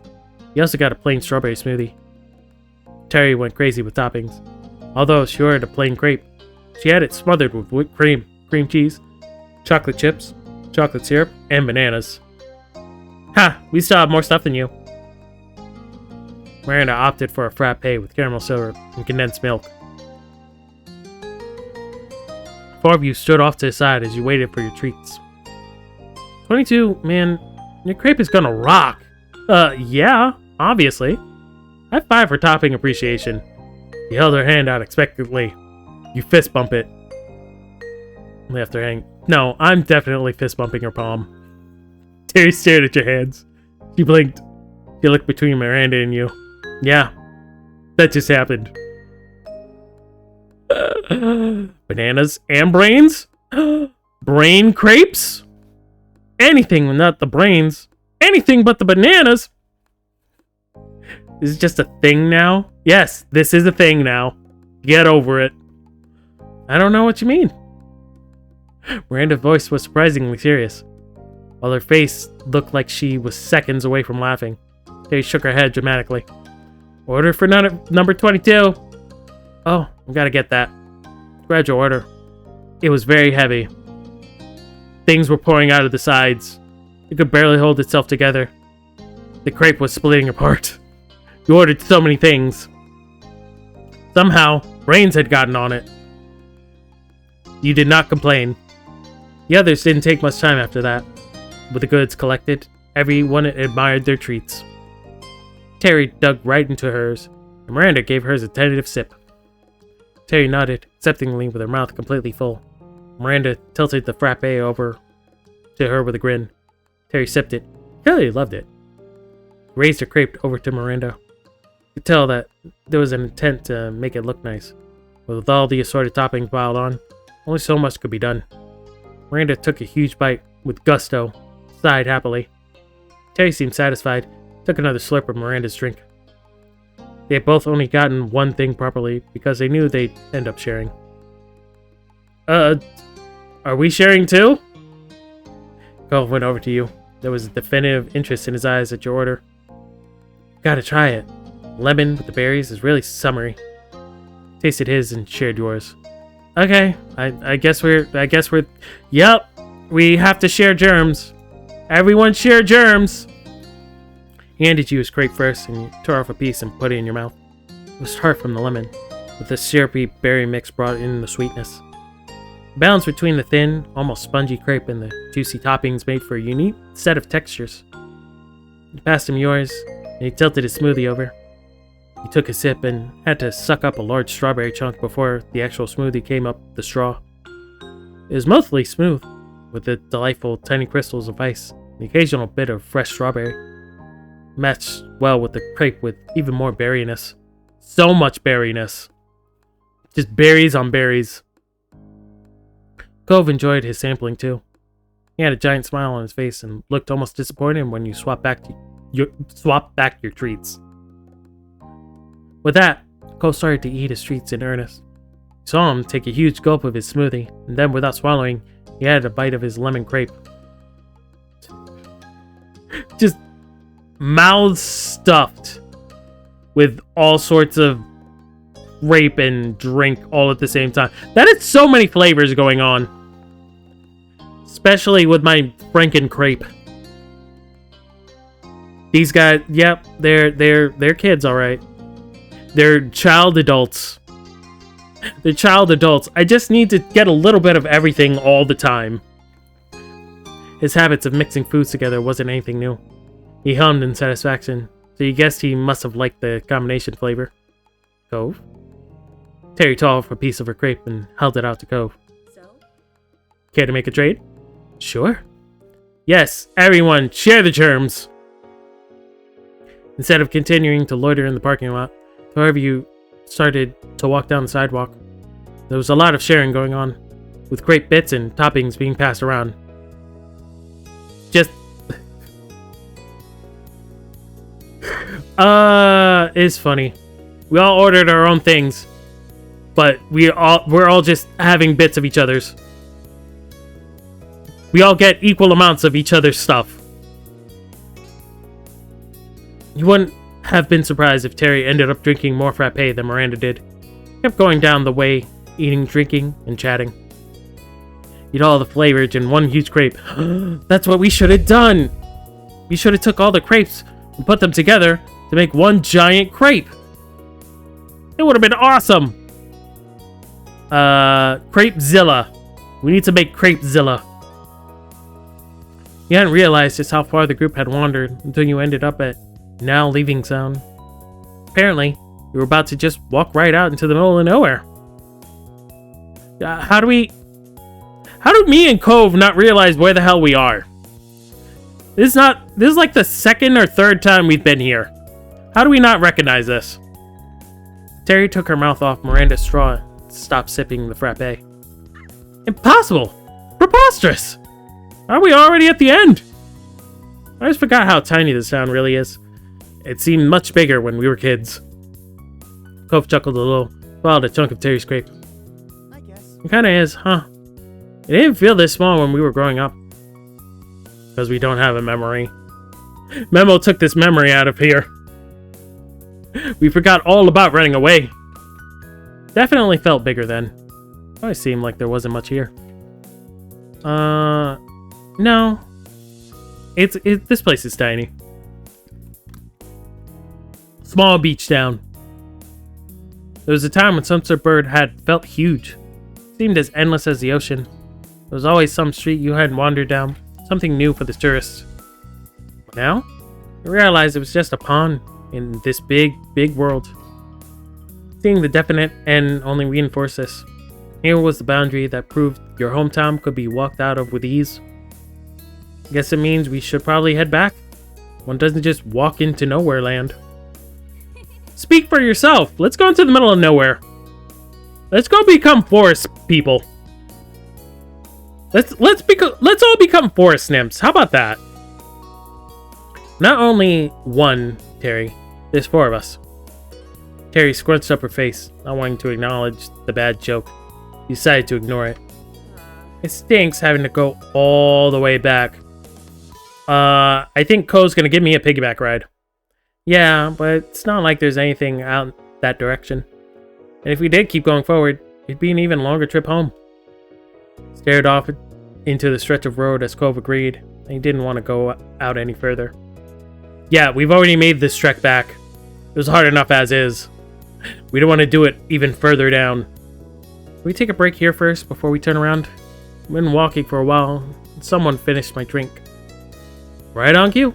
Terry loudly sucked air from the straw. It was so good. Miranda looked at her, but Terry remained unrepentant. In the end, though, it was agreed to hang around the sign before heading back to the car.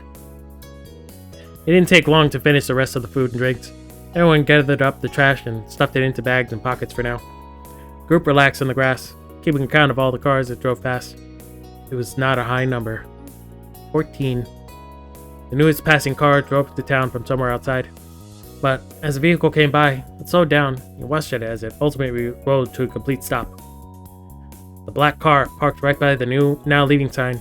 Everyone exchanged a baffled look. But then, tinted window rolled down, the driver peered out. As soon as you saw his hair, you recognized him. No one else you knew presented themselves so distinctively. Oh, this guy! Please don't flirt with us. Please. Please just keep driving. I did not expect to see you here. This truly is a small town. Can't get away from this guy. But I wanna. Ew. Hey, neighbors. Cove also jolted with recognition.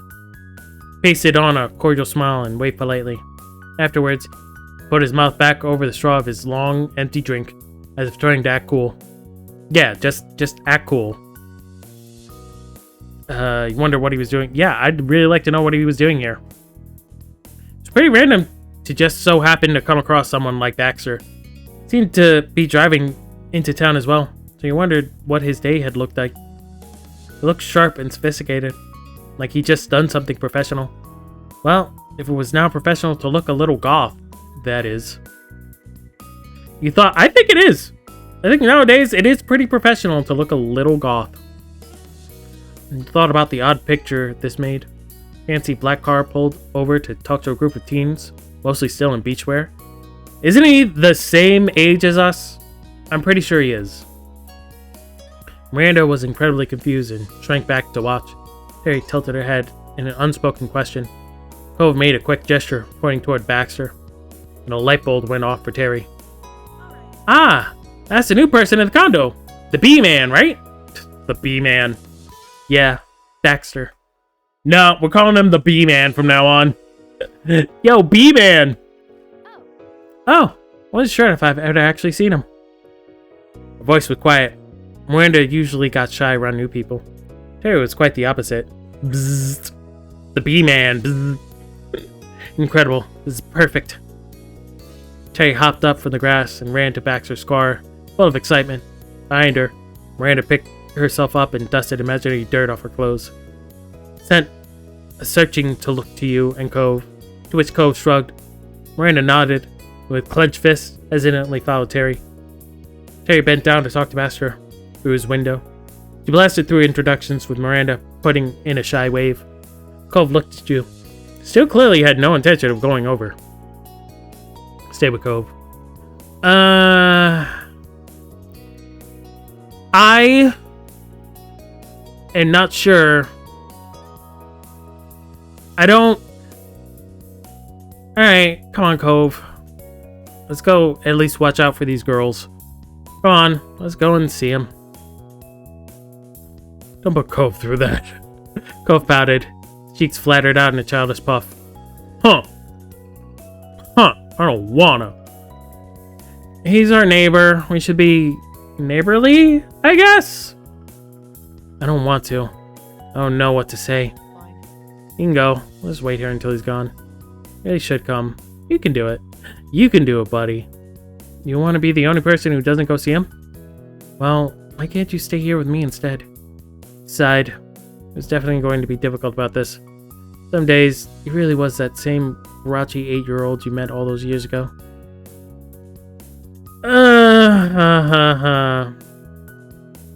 Guy is creepy. Alright, you're right, he is creepy.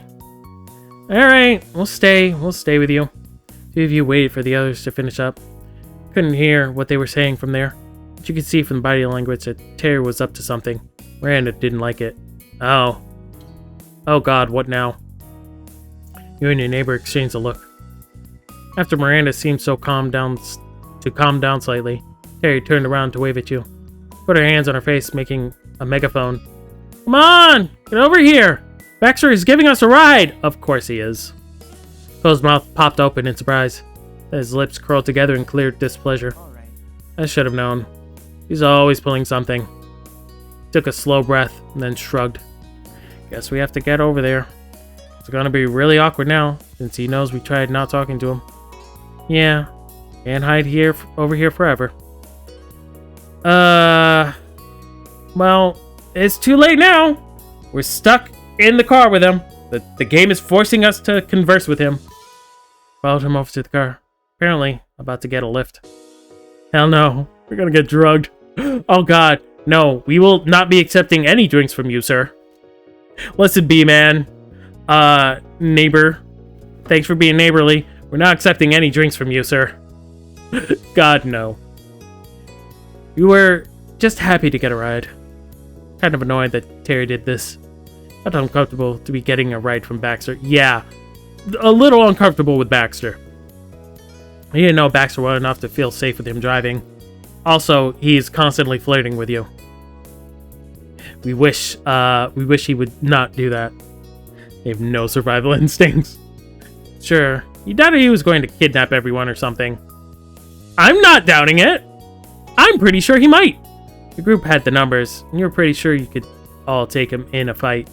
But it still felt weird. I am not worried about fighting back. He could, like, gas us or something. I don't know, they're in a horror game. Is this the point where it becomes a horror game? Is this the point where he knocks us all out and we wake up and it's Saw? We're in a Saw movie? Is that what happened? Is Baxter Jigsaw? You weren't in the habit of climbing into random people's cars. Are we sure about that? It always felt awkward. The seats, the smells, and everyone's car etiquette were always different. Felt stressed out that Terry had put this on you. Yeah, Terry!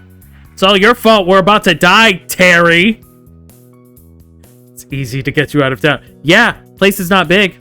We could be out of town in like an hour. We could be very far away. Arrived at the driver's side car window. Baxter smiled welcomingly. Hello? Hey. Cove greeted him mildly, his expression cautious. Howdy, B-Man. Alrighty, plan made. Let's hop in. Yeah, exactly. We're right at the sign. We're just gone. All he has to do is bang a Yui and we're out. Pops on the child locks.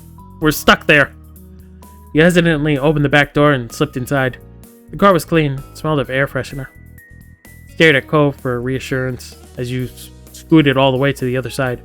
Cove squeezed into the middle after you. Miranda took the last seat in the back, and you all tried to awkwardly buckle up. Were back seats really made for 3 adults? Honestly, didn't seem like it. Terry gladly took the shotgun seat and had all the room she wanted. Welcome to my vehicle. Wait, I gave him a voice. Welcome to my vehicle. I hope everyone is comfortable. And if someone could point me in the right direction, we can be on our way. Terry went back to navigator mode and outlined the journey. It was basically a straight line with one turn at the end to a parking lot. Baxter nodded from up the driver's seat, pulled back into the road. Luckily, the street was still dead empty. Took no time at all for Baxter to park right next to Cove's car. There wasn't enough time for a proper conversation to start. Oh, thank God. The occupants didn't seem to mind.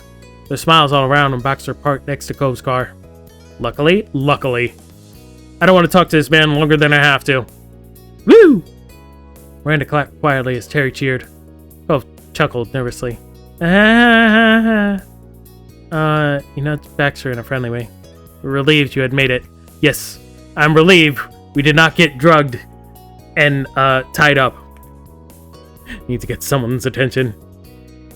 I just breathe on the windshield, on the back windshield window. I forgot what windows were called. I breathe on the window and write help on it. Especially with the creepy guy.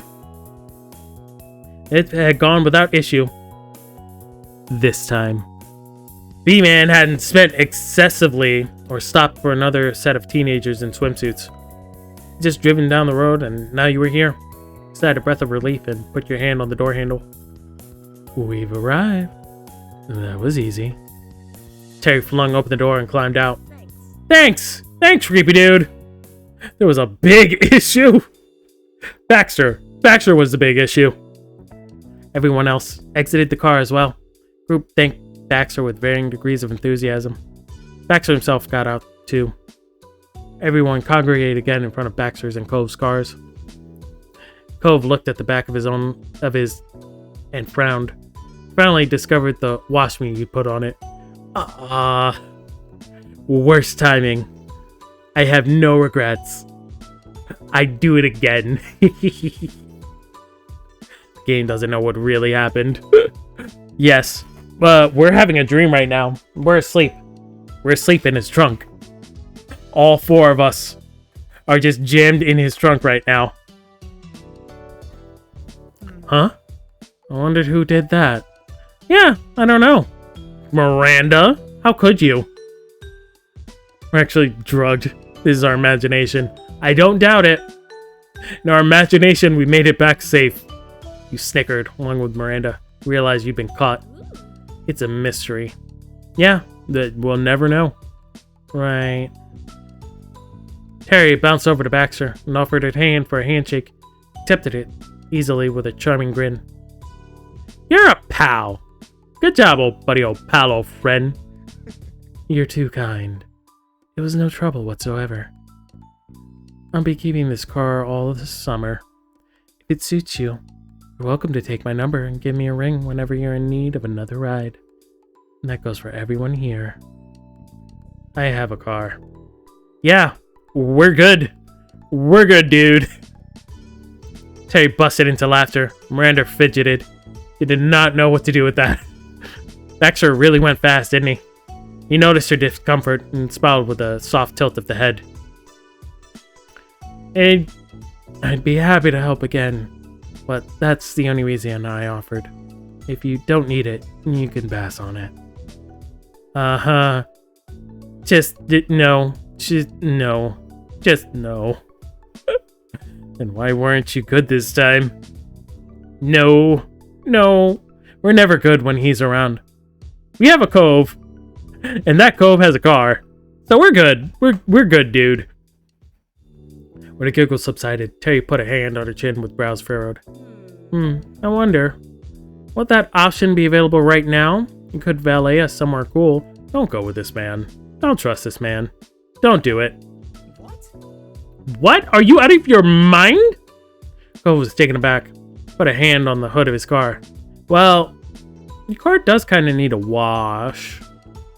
Your car is kind of asking you to wash it. Maybe she doesn't want to be seen inside of it.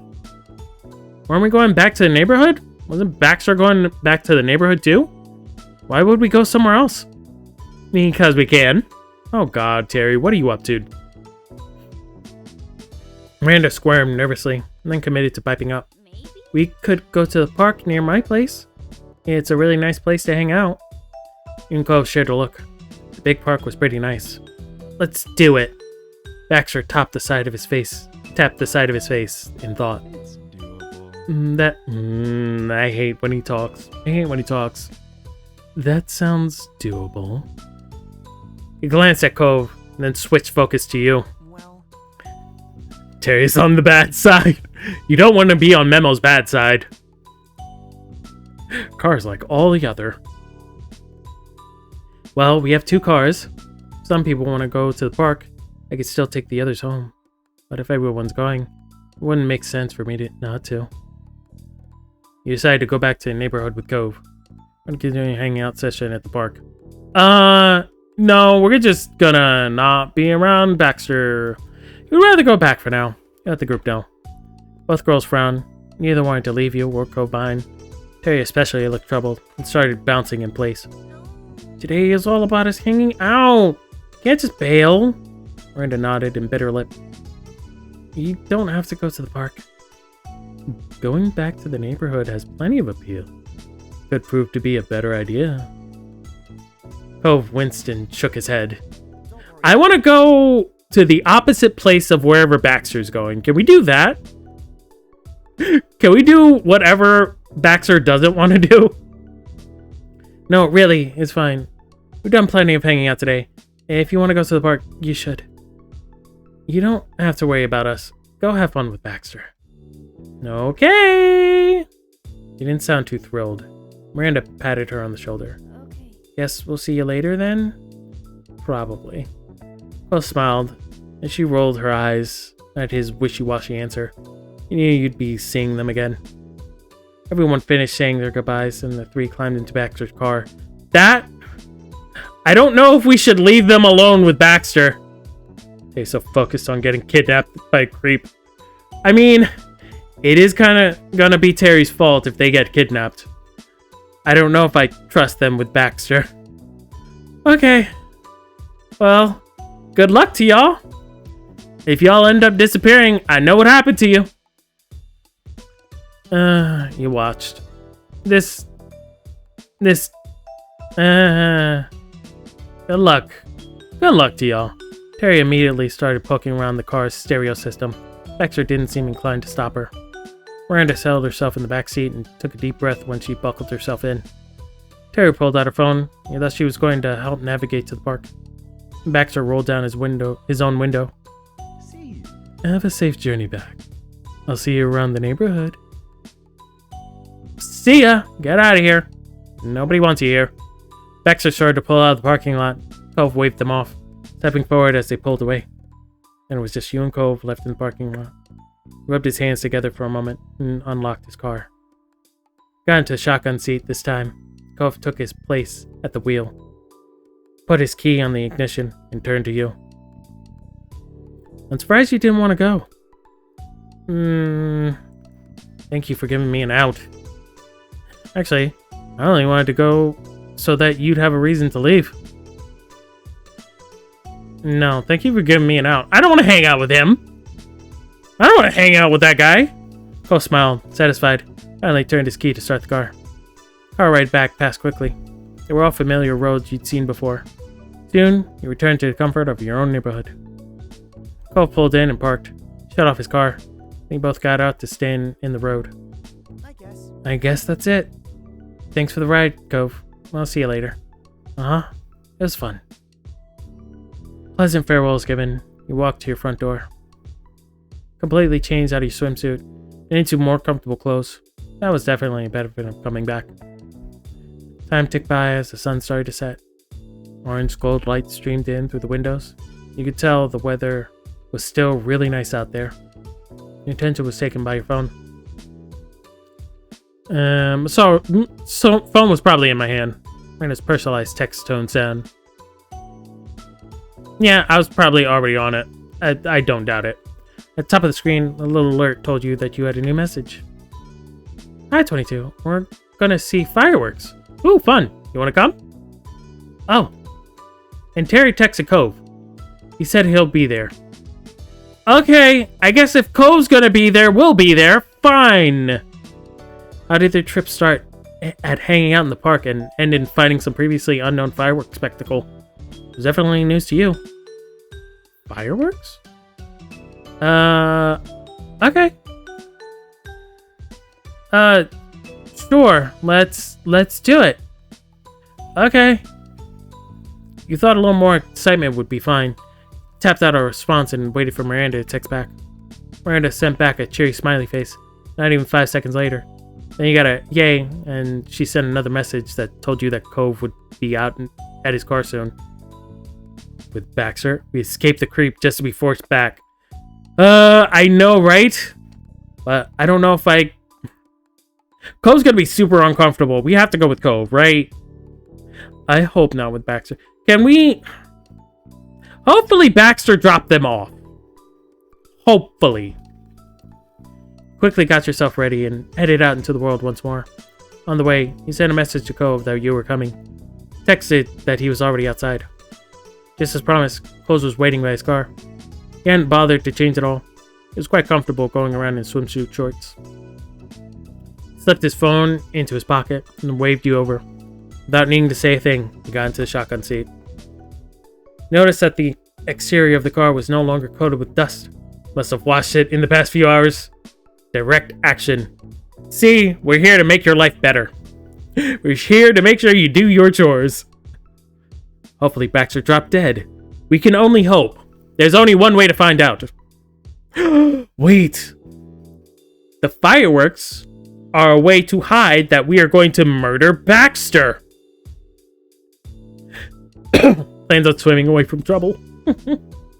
No, we're going to murder Baxter while the fireworks go off. This way no one will hear him scream. Cove looked over to you from the driver's side and smirked as he started up the car. Here we go again. Yep. Pulled out into the road and raced toward the city as the sun continues to sink below the horizon. And city lights sparkled around you. Cove started looking for a parking spot. It had been a smooth drive, but unfortunately, finding parking was a task. Tried to text Miranda to see where they had parked. She admitted that there hadn't been any openings around there, and gotten lucky with one single spot. I missed something. Cove had to drive around a few blocks, but finally he spotted something. Pulled in and parked, feeling just as triumphant as if he'd won an actual prize. Tay sent you a text saying to hurry up and get to the waterfront. Miranda attached a helpful picture of where they were. Pointed the way to Cove, and two of you jogged around a bend and then down a brick-lined walkway. Eventually, you saw three silhouettes in the distance. Damn it! I was hoping there was only two. It started to wave and yell. One of them jumped in place with their arms going back and forth. It had to be your friends. You rushed over to them. Miranda and Terry ran up to meet you halfway with faces full of smiles. We missed you! Buddies! I knew the day wasn't over for us. Hey! Guess you were right. I'm happy we made it. Baxter had stepped up at some point too. He ran a hand through his hair, trying not to interrupt the reunion. Thank you. Thank you for butting the fuck out. Hello. Hi. Hey. Cove gave him a nod. With the band back together, the group walked back to the area where Baxter, Miranda, and Terry had originally set up at. It was a quiet, open area at the waterfront. Cove let out a relieved sigh after things calmed down. Friends and the dead weight. Dude, you are the fifth wheel here. So, did we miss anything? Nah, you're good. Nothing's happened yet. We think it's gonna start really soon, though. What are those fireworks even for? Well... Smiled a big grin at Miranda. Randy talked about watching fireworks at the park. And that reminded me about how there's this big company having an event tonight. I heard they were gonna have fireworks. So there's no way we're ever getting into that party, but... She put a finger up and her smile turned devious. I'm positive we'll still be able to see the fireworks from here. You can't hide explosions in the sky from the public. That is true. Oh my god, they have the best view. Never mind. Never mind. That's ridiculous. You suddenly wondered how Terry had convinced Cove to come without prior explanation. He was utterly stunned that this was the source of the fireworks. I mean, you have a point. It is hard to hide fireworks. You shoot them up into the sky and they explode. Everyone's gonna notice. Alright, let's do it. To be fair, isn't everyone cold? We're all in swimsuits. We're probably still wet. To be fair, you hadn't asked Miranda for the details either. Cole scratched his head in defeat. I guess you're already here. Kind of too late now. You bet your wet blanket it's too late. She shook her head with exasperation. Let him off with minimal teasing. Felt excited. Thought this was kind of silly situation. Felt pretty laid back. No, I'm excited. I like fireworks. Let's do it. Spontaneity of the whole thing combined with the amazement of fireworks was a recipe for you to be bursting with anticipation. Couldn't start soon enough. Terry led Miranda to sit down on the oval slabs along the path. Miranda took a seat and began tapping her knees together as she waited. Terry, meanwhile, crouched more than sat. Baxter flashed an unreadable smile at Cove and you, and then took a spot next to the girls. Cove seemed surprised and looked over his shoulder to watch him begin to chat with Terry. I guess he's trying not to upset us? Whether he left to make Cove and you more comfortable, wanted to escape potential awkwardness, or if he really just hit it off with the girls earlier with anyone's guess. That's true. That's nice. I don't care. I don't care. He's away from us. We don't have to worry about the creepy guy. Something seemed to strike Cove as he tried unsuccessfully to hide a smile. Most of us are in swimsuits, wearing beachwear in the middle of the city in the dark, while waiting for a fireworks show. It's clearly the joke of the day for him. Cove snorted once, and then looked back at the sky. He upset us by existing. How dare— Ooh, look at those! Flash lit up in the sky with a brilliant green. Your eyes flew off the building in the distance and silently watched with the bated breath. You heard a second boom, and a red firework lit up the night. Woo! The show's starting! It's so pretty! I came running over to get closer, positively beaming. Terry pressed herself to the waterfront fence, getting as close as physically possible without just going swimming again.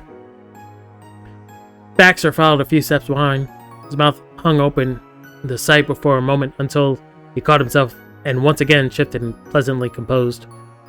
More fireworks went off, shooting out hundreds of tiny sparkling lights. Colors stood out strikingly against the dark of the night.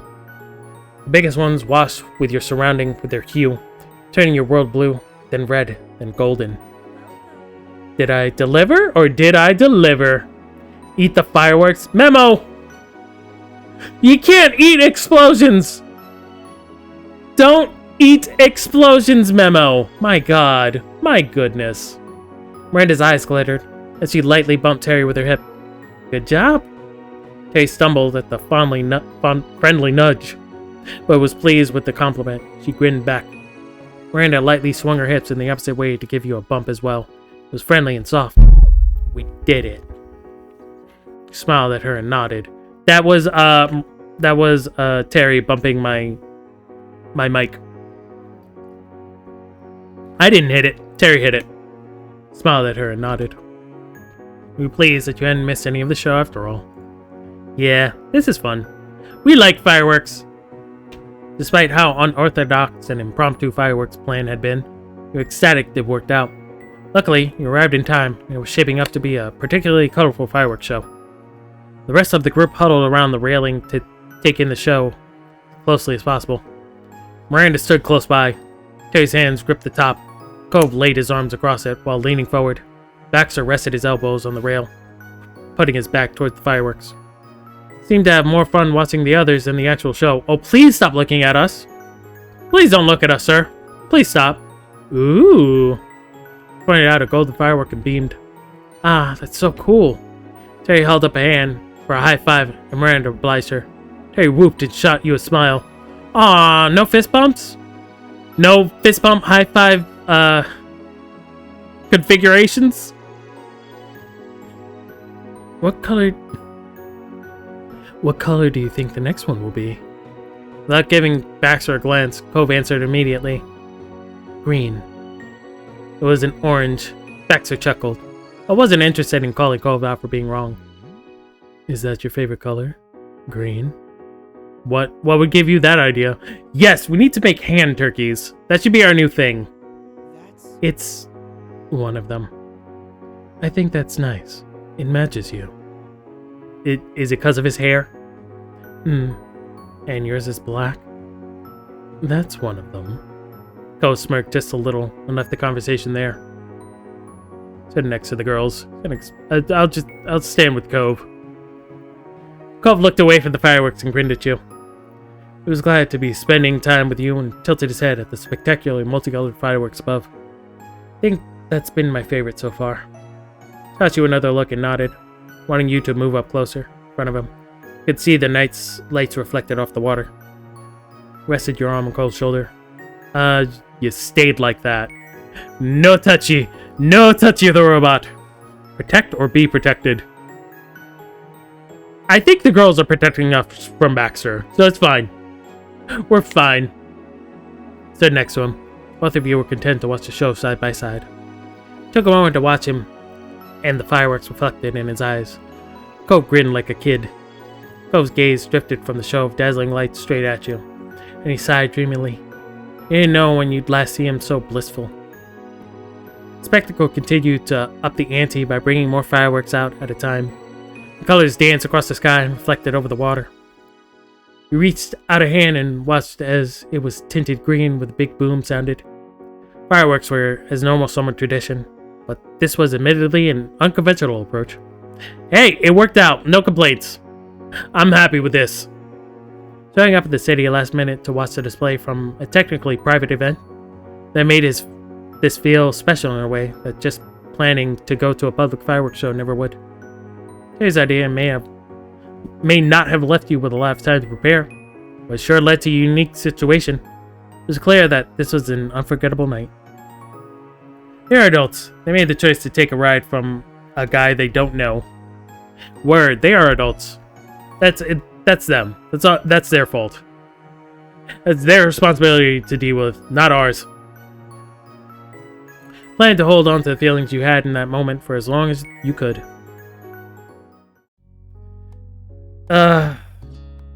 Well, we got to avoid Baxter for the most part. Came back at the end, but we didn't have to worry about him too much. The girls protected us from the Baxter. The girls protected us from the B-Man. Alright, guys. I think I'm gonna call it here.